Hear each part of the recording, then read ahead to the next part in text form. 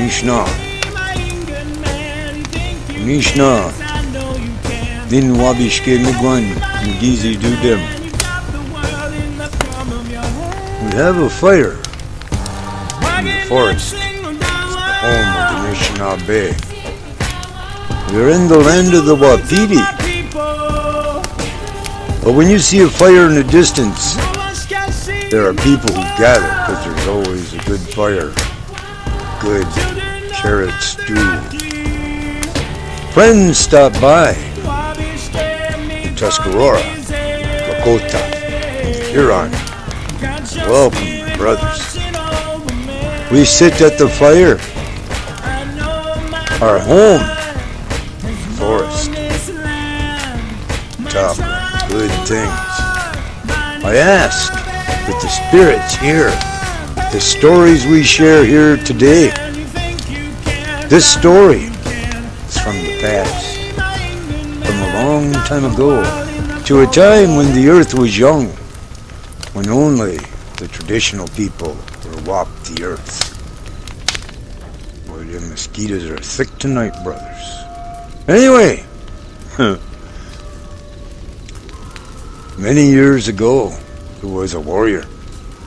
Name was Minabuzu, and he gave a gift to the Anishinaabe, to all tribes. He gave the gift of tobacco, which is a sacred medicine, one of the four. Tobacco, sweetgrass, sage, and cedar. We made our tobacco. We grew it ourselves, and one day, an evil medicine man came in. And he went to all tribes and stole every bit of tobacco that they had, the seeds. And we used these for our pipes for the Pawagan. We would fill them, and our prayers would go to the Creator much faster. But it was a hard time because prayers could not be said without the tobacco. So many warriors tried to build a boat to get to the island where he took it. They build boats out of the trees. They would hollow them out, burn them out, and dig out as much as they could. But they were heavy, and they were slow. And one night, a warrior who worked with wood a lot and knew the spiritual side of the trees decided to build one a different way. He decided to build one with birch. So he made a frame. He let them soak in water and then shaped it in the shape of what he called a jiman, a canoe. Then he went out and he took the bark off of trees, but you didn't want to take too much bark. You didn't want to kill the trees. So we took a thin portion of the birch tree. He tried many others before, but the birch worked the best. Then he took the sap and he put it in the cracks to put along the edges in order to make it watertight. He put it in the water and he tried it. Oh, it worked good, and it was the fastest G-Man ever built. So he thought, I'm going to do it tomorrow night. He got his G-Man ready and he told no one what his plans were. So he took that boat out at night and he paddled over to the island of that medicine man named Grasshopper. For he was the one who stole the tobacco. He got to the lodge and he saw a fire. So he went towards the fire and he saw that medicine man sitting at the fire. But he wasn't watching his lodge. So he cut a hole in the back of the lodge and he stole all the seeds and tobacco that old man had. And he snuck back to his G-Man quietly as he could, walking on his tiptoes like the deer. And they're trying to escape, to be very quiet.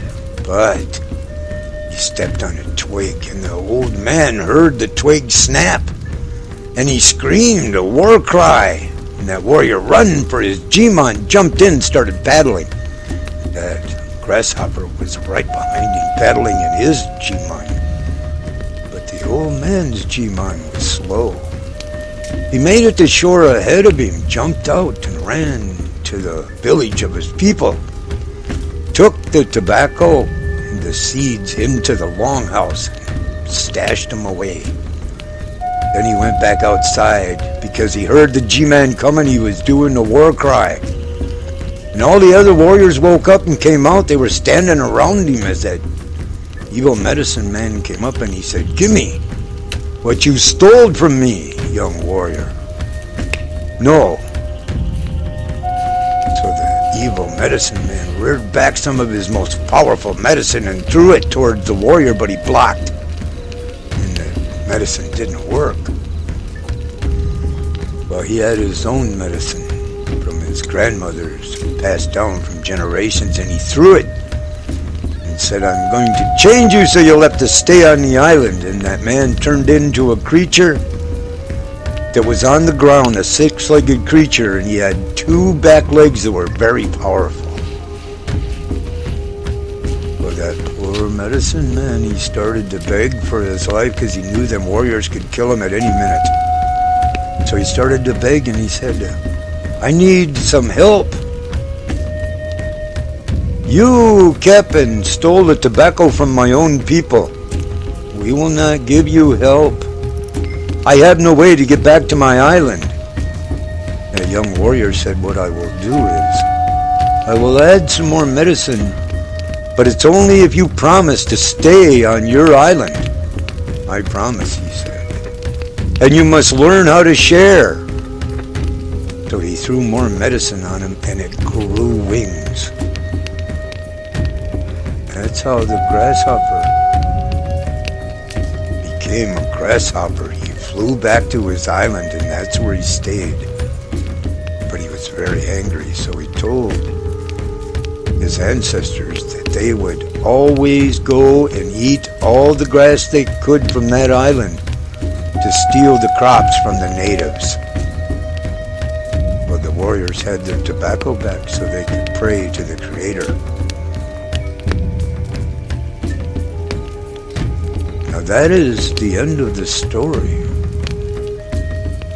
But I tell you this, today, when you find a grasshopper and you pick him up, my grandchild, he will spit in your hand.